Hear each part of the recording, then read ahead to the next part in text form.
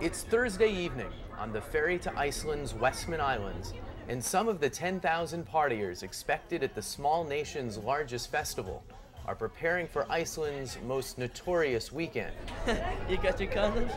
I meet John on the back of the boat, an 18-year-old Westman native who's been to the festival 17 times and is quick with advice. The best thing about Iceland, you know, nice shoes, one of... It's that easy? I will teach you that in Icelandic. Flottir skór, viltu ríða? It works every time, like a charm. Jen and Sarah are relative novices, Only once. having been just once before and on that trip, staying with friends rather than camp in the raucous, often rainy valley. I thought to myself, oh, I will never stay in the valley. But that's something I'm gonna do now. It doesn't take long to get a feel for who's headed to Westman. The crowd is young and drunk and ready for a good time. Even this on-boat interviewer is an award-winning sexy guy. Even the hard-hitting journalist has a sexy guy medallion. The holiday dates back to Iceland's independence from Denmark in July 1874. The weather was too bad for folks on the islands to make it to the mainland, so they celebrated themselves a month late. It became an annual national tradition, a chance to leave the villages and camp in the country. But this is less and less a nation of villages. For a number of reasons, the population of Iceland is becoming more and more centered here in Reykjavik, where already a third of its 300,000 residents live, with another third in the outlying areas, which only makes the first weekend in August that much more striking. All the rules of Iceland change, one woman told me. It's when Iceland stops being Iceland. I don't know if I would say that Iceland ceases to be Iceland. I think Iceland in a way becomes a lot more Icelandic. But for many, it's become a bit too Icelandic. People are just turned off by what? By how drunk it is, by how big it is? Usually it's extremely drunk. And more often than not, it's extremely wet and rainy. It's usually always raining this weekend. And as soon as the ferry docks, there's evidence of that famous Westman climate. We're not allowed to put our tent up. Because the weather's too bad. Yeah. So instead of camping, we pitch sleeping bags in a local gym. The festival will run until early Monday morning, but I plan to leave Sunday, which I'm repeatedly told is a big mistake. No, the Sunday evening is the most important evening. But we're missing it. No, you won't. We're gonna change your flight. Friday morning, it's on to the festival, $200 tickets in hand. The grass has been blown dry by a blistering wind, which seems to be about the only nice thing you can say about the wind. How's it going? Not quite good. We've never done this before, and it's a pretty weird system. And it's a little windy. Yeah, it's way too windy.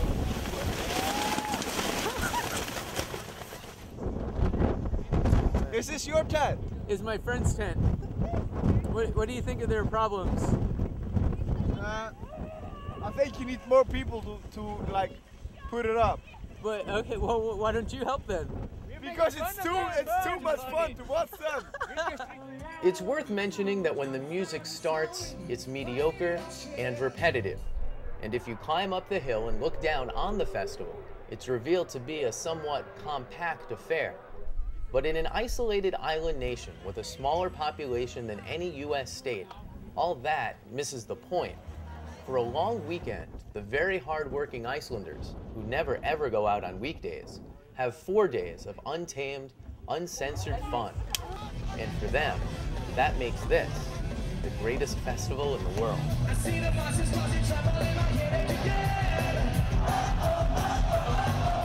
is the party of your lifetime. This is the greatest place on earth.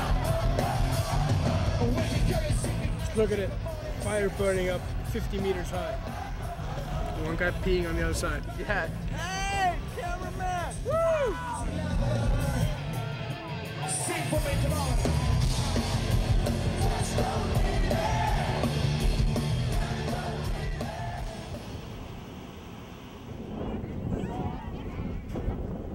So you don't have the cabin this time. Did you like it better this way or the other way? I like it this way. Yeah, why? I think it's okay, but still, this night some people went into my tent and they were looking, and they took wrong pants. They took my pants and left some other pants that I don't like. So while you were out partying, someone was using your tent? Yeah, and they left a condom in our tent. Yeah, they did. It's pretty nasty. In the end, I didn't get on that Sunday morning ferry and instead bumped into John that evening. Small island, isn't it? You stayed. Yeah. I changed my ferry. Fantastic. This is the best part about the Philippines. What we're waiting for has been foreshadowed all weekend in the countless renditions of the song that culminates the festival.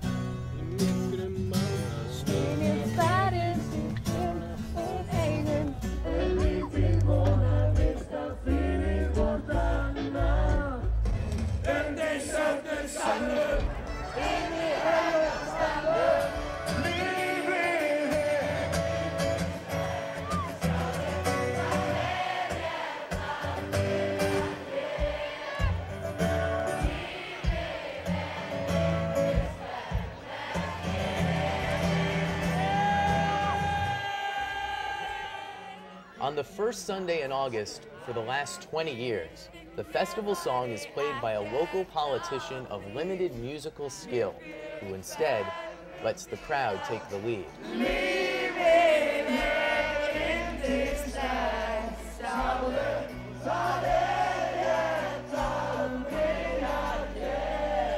So should other people come or should they stay away? No. They have to go. 10 years old, 80 years old, it doesn't matter. You have to be here. Why? Why? So I have to tell you more.